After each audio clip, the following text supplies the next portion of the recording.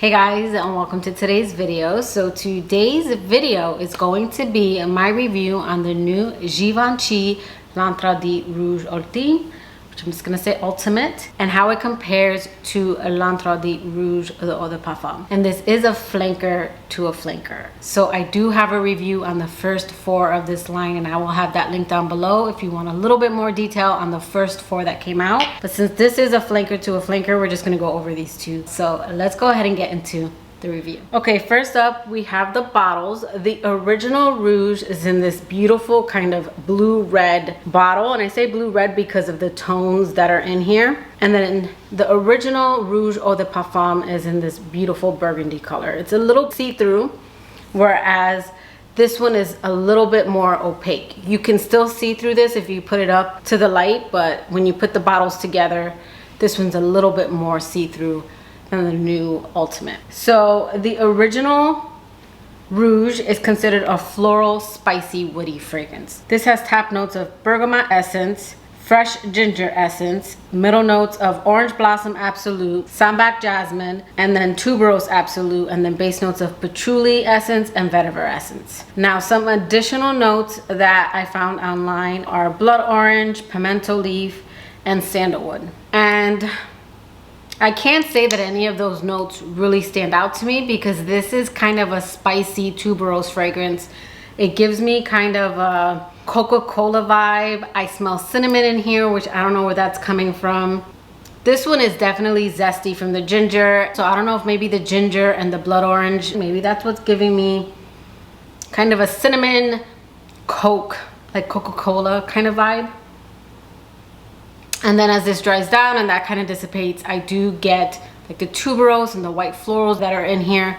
But this one is very blended, and I don't really pick up like the vetiver that's in here or the patchouli. I just get a woodiness and a slight earthiness. The tuberose in here is very prominent, and it kind of gives this fragrance, I don't want to say a creaminess or a butteriness, but it does smooth the fragrance. I find this line to be very smooth, except for the Eau de Toilette is a little harsh and the new Ultimate is a little harsh. Beautiful, warm, spicy fragrance that I love in fall and for the holidays. Again, they don't list cinnamon, but I get this kind of cinnamon feeling from it, and it just gives me total holiday vibes. So that is the original Rouge Eau de Parfum. So in the new Ultimate version, we have top notes of neroli, orange blossom, jasmine sambac, and then heart notes of tuberose, cocoa shell, and then base notes of patchouli, vetiver, and ambroxan. And online, they say that there's also tobacco. I do not get any kind of tobacco. I don't really get the cocoa pod that they list, but I do get jasmine in this one a little bit more, and I do get the vetiver in this one, especially from the nozzle. Even though this is still a tuberose forward fragrance, I really pick up the jasmine in this one, especially when I spray on clothes. Yeah, this one's slightly cleaner from the jasmine. It's a little lighter, and something about it is fresh, probably coming from the ambroxan. But on my skin, when I spray this on my skin, not really on my clothes, I really pull the vetiver note, and it comes off a little bit more unisex and a little more harsh, more so in the opening. In the Eau de Toilette, it's more when the notes kind of go away and I'm left with the base notes. In here, it's very much in the opening, and it's very much on my skin. Now, I will say that on my skin, I could barely tell the difference between these 2. I really have to be looking for it. I get more of the differences if I spray my clothes, and they are very slight. This one's just a little bit more lighter, fresher, and clean from the jasmine. And I would say this one's not as spicy and cinnamony as the original Eau de Parfum. I keep wanting to say the original, but it's not the original, but the original Rouge Eau de Parfum. This one, it still has something. I don't know where it's coming from. They don't list ginger or blood orange, but there is something in here that is still kind of slightly cinnamony. But I would say this one dries down to more of that Eau de Toilette, and this one dries down to more of the intense version. They all have slight differences, but I would say that these 2 are pretty close in the air, especially if you're not looking for the differences like I am for this review.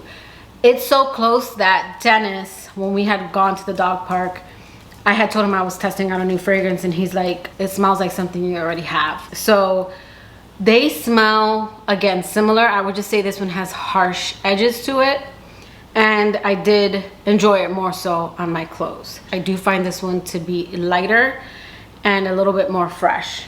Kind of like the color, it's more light, bright, and then the darker one to me still remains more sexy and a little bit more on the darker side. With that said, I could see some people enjoying the more lighter kind of freshness of this one, or maybe enjoying more of the, to me, smoothness of the original, depending on how you pick up notes, because again, there's vetiver in both of these, and I pick it up more so in this one. So on my skin, this one does come off almost like an unblended rouge. Like maybe an Inspiration House was creating a dupe for it and it's not as blended as the original.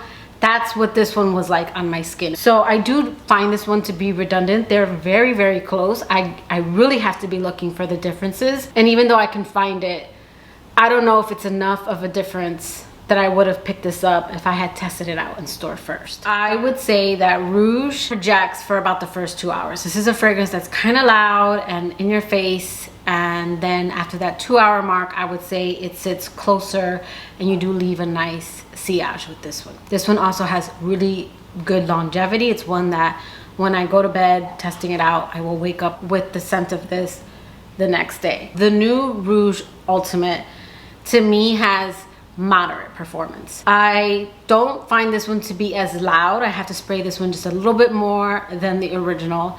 It's a little lighter, but I wonder if that's what they were going for, something a little lighter and fresher. And this one becomes a skin scent more around that 4 or 5 hour range, and when I wake up the next day, I don't notice this one. So I would say this one has more moderate performance, which might be good if you're someone who just likes your perfume to perform for the workday, and then when you get home, you want to be done with it. I do, however, notice this on my clothes. So this does stick to your clothes. I also think it smells better on clothes. So that is my very quick review on Rouge Ultimate and the original Rouge Eau de Parfum.